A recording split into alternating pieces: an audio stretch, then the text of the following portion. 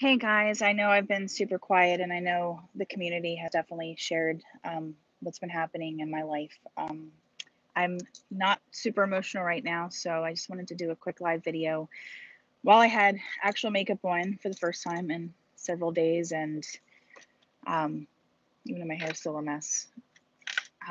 Last Wednesday, I found my daughter unconscious and unresponsive and did do CPR until the paramedics arrived, and they did get a pulse, and they took her to the hospital. Her body temperature was only 88 degrees when we arrived at the emergency room. Um, but they did manage to at least keep her alive physically for a while. So on Friday, they did declare her legally brain dead, which was hard. Hey, David Graham. Um, it was hard. It was incredibly hard. It's been a hard. I think we're on day 6 now. So thank you, David Dow. Um, so but through all of this, the support of my family, Sammy's friends, she had more friends than I could have ever imagined her having. Um, she must have really did a lot of sneaking out and stuff. A guy came, I guess it was Friday morning, Saturday morning, and found out that he was actually the last person to see her after she came in and said goodnight to us Tuesday night.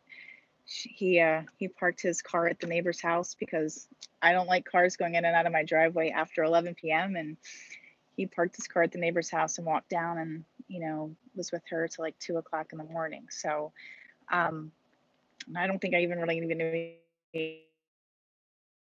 I love the support of everybody. Unbelievable. The hospital room, like she was in C. We'll go back at a time, and that hospital literally took it over. We camped there from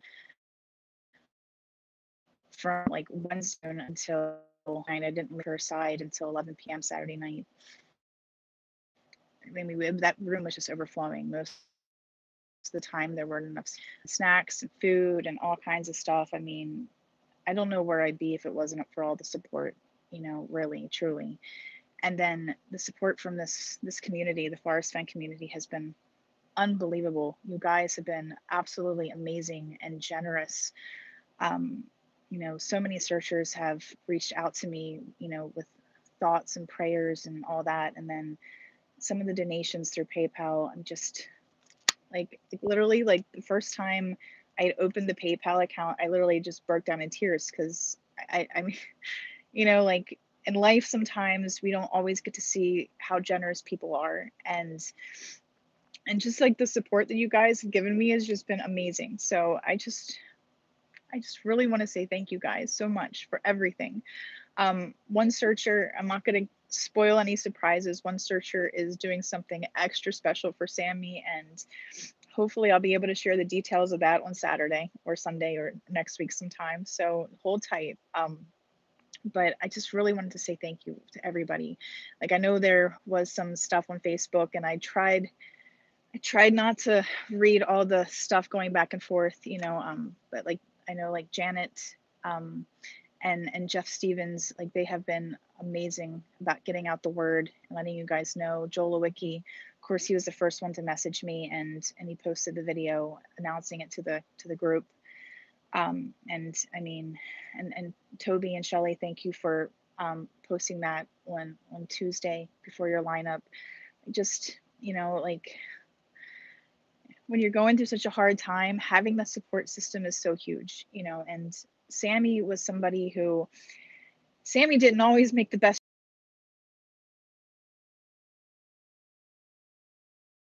There's no doubt about that. He talked to everybody she met.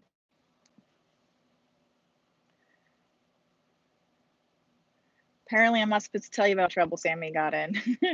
But I mean, but she had this heart, and I mean, even when she graduated, she graduated from a small school for kids with that needed like an alternative setting, and so it was a small graduating class, and like her teacher just talked about how every time she walked into the room, it was like the lights came on, and that's truly how Sammy was. It didn't matter how ornery she was to us, her family, to everybody else. She was this amazing person. She was always willing to listen to somebody talk.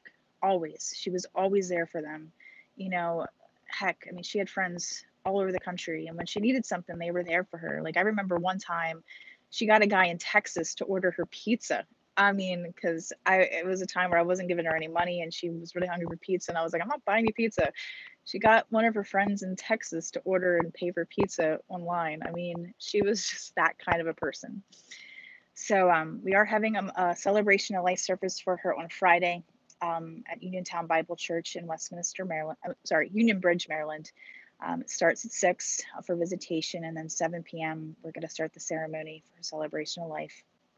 And, you know, I really just want her legacy to live on, that to be there for other people, to love other people, just to have that love and support for others. She was an amazing being like that. Like I said, a lot of times I wish she would have thought more of herself instead of other people. I think that's one of her downfalls is she didn't take care of herself as much as she should have. And her heart always broke for other people. Like I remember she came in crying one morning about like the whole refugee. She saw on the news about the refugees, the kids being taken away from like the immigrants coming across the Mexican border. And I had to have a whole long conversation with her about that to get her to calm down. You know, but she just cared. She had a huge heart. And fortunately, her heart did go to somebody. We got word that both of her kidneys and her liver and her heart were able to be donated. And so even in death, she was able to give gifts of life to other people. And that's awesome, you know. So I'm going to try to find a way to have her legacy live on and to continue helping other people. She's been a type 1 diabetic since she was 3 years old. As she got older, she suffered more seizures, low blood sugars, which ended up causing seizures. And I think that did some brain damage, which led to even more bad choices on her part. I think there was just, you know, little tiny things that just I can say, or watching her go on, you know, some of the way she was, you know, I think every seizure kind of did her in wrong. So, but anyway, again, guys, just thank you so much for being there through all this. Thank you so much for just being so supportive and being so generous. You guys have been unbelievable. You know, like I can't even tell you just how amazing you guys are. And I will be back eventually. I think it'll be therapeutic for me to get back into these videos, you know, after this week, hopefully, you know, research Googling. It's awesome. I'm actually going to be working on videos for my daughter's celebration of life ceremony Friday. I'm going to be spending a lot of time doing that. And that stuff to me is very therapeutic. Like, it doesn't matter what's happening in life, that stuff helps me focus and not cry. So just again, thank you guys so much. And continue to keep us in your thoughts and your prayers. And, you know, go out and do something nice every day. And think about Sammy when you do it. Do something generous for somebody. Do something kind, like hold a door open for an old lady. I mean, little things like that. Like slowly, like put that good karma out in the world. One of the quotes that I put in her obituary that I had found, she had said, "Your deeds in life echo through your eternities," which is actually an old Latin quote, but no, it's so true. Like, she had a WE4E on her finger. I hated that she tattooed that on her finger. But it said, "We exist forever." That's what it meant. We exist forever. And I truly believe that our flesh bodies do not contain us, that we do live on after our bodies are gone. And where, how, what, I don't know that. I haven't died yet, so I don't know what's after this world, but I do believe there's more to us. And I don't believe that, you know, we are contained just in these bodies. And, you know, not only does our legacy live on, actually that's what most of us are on, right? We're on a quest for Forrest Fenn's legacy, right? You know, so, but I do believe our legacies, our memories live on. You know, I remember my grandmother, Garrett, she was a pastor's wife, and 3,000 people came to her viewing over 2 days. And there was over 1,000 people at her funeral itself. And I mean, her legacy to this day still lives on. And, you know, I'm kind of anxious to